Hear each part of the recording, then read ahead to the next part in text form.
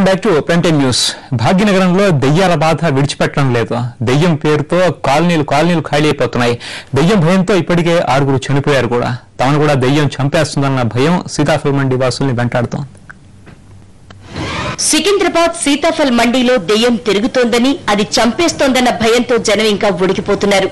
తమను పట్టి పీడిస్తున్న దెయ్యం బాధ నుంచి తప్పించాలని వాళ్లు కోరుకుంటున్నారు. ఎన్టీవీ వెలుగులోకి తెచ్చిన తర్వాత సీతాఫల్ మండి పార్దివాడ కాలనీ జనానికి పరామర్శలు ఎక్కువయ్యాయి. ఈ కాలనీలో గత 21 రోజుల నుంచి భయానక వాతావరణం కనిపిస్తోంది. పొద్దెక్కిందంటే చాలు ఇక్కడ పుకార్లు షికార్లు చేస్తున్నాయి. అక్కడ దెయ్యం కనిపించిందని ఒకరంటే ఇక్కడ నేను చూశానని మరికొందరు చెప్తున్నారు. ఒక పిల్లాన్ని దెయ్యం పట్టుకుని వేళ్లాడటం చూశానని మరొకరు చెప్తున్నారు. ఆ కాలనీలోని దేవుడి విగ్రహాలకి సరిగా పూజ చేయకపోవడం వల్లే ఈ అనర్థం జరిగిందని మరొకరు చెప్తున్నారు. ఇప్పటి వరకు ఎలాంటి కారణాలు లేకుండా 6 చనిపోయారు.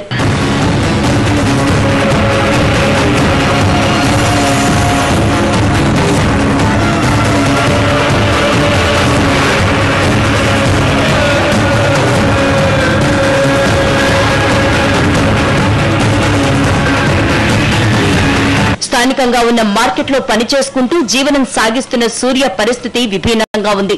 అతనికి భార్య, సంవత్సరం వయసున్న ఒక కూతురు ఉన్నారు.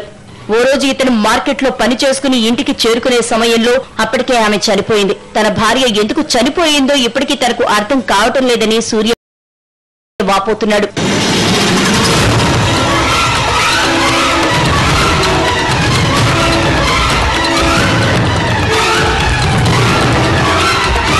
ఇదిలా ఉండగా ఇంకొకరి పరిస్థితి మరీ దారుణంగా ఉంది.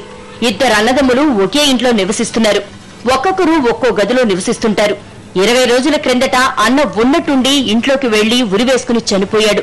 ఎందుకు చనిపోయాడో కారణాలు తెలియదు. ఈ అన్న డెడ్ బాడీని క్రిందకు దించి సంస్కరణలకు ఏర్పాట్లు చేస్తుండగానే తమ్ముడు కూడా ఉరివేసుకున్నాడు. అయితే స్థానికులు తమ్ముడిని రక్షించారు. ఎందుకు ఉరివేసుకున్నావని తమ్ముడిని అడిగితే తాను ఉరివేసుకోలేదని జవాబిచ్చాడు. ఇలా ఎలాంటి కారణాలు లేకుండా ఇప్పటికే ఈ బస్తీలో 6 చనిపోయారు. వీళ్ల మరణం ఇప్పటికీ మిస్టరీగానే ఉంది.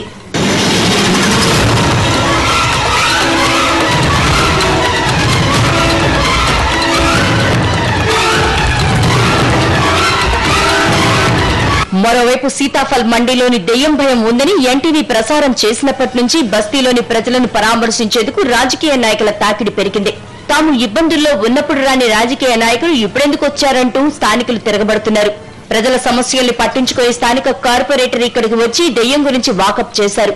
ఎన్టీవీలో ప్రసారమైన కథనం చూసి తాను వచ్చానని చెప్పారు. నేను కూడా మీ ఎన్టీవీలో చూసి నేను రాత్రి ఫోన్ చేసిన మా కార్యకర్తలకు ఏమైందని చెప్తే నాకు చెప్పారు, ఇట్లా గుడి దగ్గర ఇట్లా జరిగింది, ఆ గుడిలో ఉన్న విగ్రహాలు తీసి పక్కన పెట్టేస్తే ఇట్లా అయిందని చెప్పారు నాకు.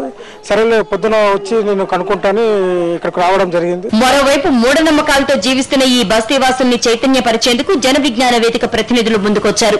దెయ్యం పుకార్లు నమ్మవద్దని భరోసా ఇచ్చారు. వీళ్ళతో పాటు మేము ఈ రోజు ఇక్కడ ఉంటాము. వీళ్ళకి ఈ రోజున దెయ్యం కనిపించింది అని వాళ్ళు ఏదైతే ఉందో అక్కడికి వెళ్ళి మేము ఆ దెయ్యం కాదు ఇది అని చెప్పడానికి మేము రెడీగా ఉన్నాం.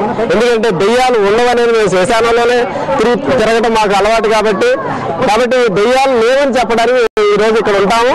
వాళ్ళతో పాటు వాళ్ళు ఎన్ని గంటల వరకు వాళ్ళు దెయ్యం కనిపిస్తుంది అంటున్నారు, ఆ టైం వరకు కూడా మేము ఉండడానికి సిద్ధంగా ఉన్నాం.